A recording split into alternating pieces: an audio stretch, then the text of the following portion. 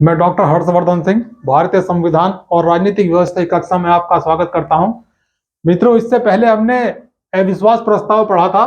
आज हमें पढ़ना है महान्यायवादी। महान्यायवादी का उल्लेख अनुच्छेद 76 में है। अविश्वास प्रस्ताव वाला पढ़ा था हमने, वो किसी अनुच्छेद में नहीं था।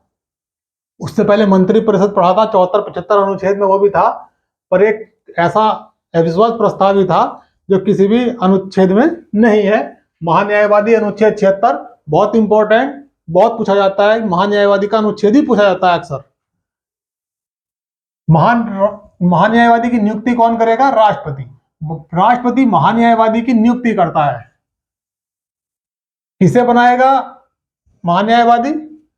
एक ऐसे उच्च कोटि के वकील को न्यायाधीश बनाएगा जो सुप्रीम कोर्ट का न्यायाधीश बनने की योग्यता रखता हो। सुप्रीम कोर्ट का न्यायाधीश बनने की योग्यता रखता हो। जब सुप्रीम कोर्ट के न्यायाधीश का चैप्टर आएगा तब बताया जाएगा सुप्रीम कोर्ट के न्यायाधीश की योग्यता क्या है। तो वही योग्यता जो सुप्रीम कोर्ट का न्यायाधीश है, आज इतना ही याद रखें कि वो 10 वर्ष किस तरह से उसका कार्यकाल है वो बाद में आएगा जब सुप्रीम कोर्ट का न्यायाधीश बनाया जाएगा। आज केवल इतना ही है कि वह सुप्रीम कोर्ट का, सर्वोच्च न्यायालय का न्यायाधीश बनने की योग्यता रखता हो। काम क्या है इसका? सरकार को लीगल एडवाइस देना है, सरकार का पक्ष रखना। तो यह है वह भारत सरकार का प्रथम विधिक सलाहकार। प्रथम विधिक सलाहकार कौन है? महान्यायवादी। यही है अटॉर्नी जनरल। नियुक्ति की थी राष्ट्रपति ने, और जब तक राष्ट्रपति की इच्छा है तब तक ही अपने पद पर रहेगा। राष्ट्रपति की इच्छा पर्यंत, वह राष्ट्रपति की इच्छा पर्यंत अपने पद पर रहता है। नियुक्ति भी राष्ट्रपति ने की है और हटाएगा भी राष्ट्रपति। आगे का पॉइंट याद करने वाला है। उसे उतना वेतन एवं सुविधाएं मिलती है जितना राष्ट्रपति निर्धारित करता है। इससे पहले हमने जब मंत्री परिषद का चैप्टर पढ़ रहे थे तो मंत्री परिषद के में था कि मंत्रियों को या प्रधानमंत्री को उतनी सुविधाएं मिलती हैं जितना संसद निर्धारित करती है। जब हमने राष्ट्रपति पढ़ा था तो उसमें भी यही था कि जितना संसद निर्धारित करती है। उपराष्ट्रपति में भी यही था कि उपराष्ट्रपति को उतना वेतन और सुविधाएं मिलती हैं जितना संसद निर्धारित करती है। पर यहां क्या है?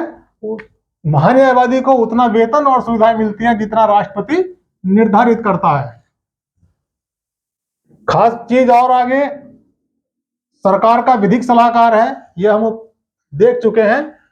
पर सरकार का विधिक सलाहकार के रूप में, मतलब सरकार का पक्ष रखने के लिए संसद के किसी भी सदन में चर्चा में भाग ले सकता है।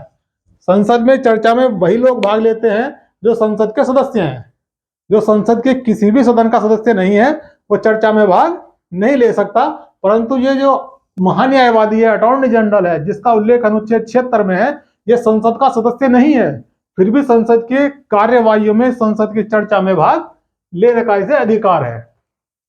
भाग ले लेगा, परंतु आगे क्या होगा? मतदान में भाग नहीं लेगा। चर्चा में तो भाग लेगा, बोलेगा सब कुछ, परंतु जब मतदान की बारी आएगी वहां चुपचाप बैठ जाएगा एक खूंट में जाकर के। आगे है, मतलब संसद में भी भारत सरकार का पक्ष रखने आया। भारत सरकार का पक्ष रखने के लिए भारत के किसी भी न्यायालय में, वह भारत स्थित किसी भी न्यायालय में सरकार का पक्ष रखने के लिए उपस्थित हो सकता है। महान्यायवादी के बारे में सवाल अक्सर आता है, और जितने पॉइंट बताए गए हैं इन शायद इसके बारे में पॉइंट भी नहीं है, इसलिए आप इनको ध्यान से पढ़ लें, याद कर लें। अगले वीडियो में मिलेंगे फिर किसी और नए टॉपिक के साथ। तब तक के लिए धन्यवाद।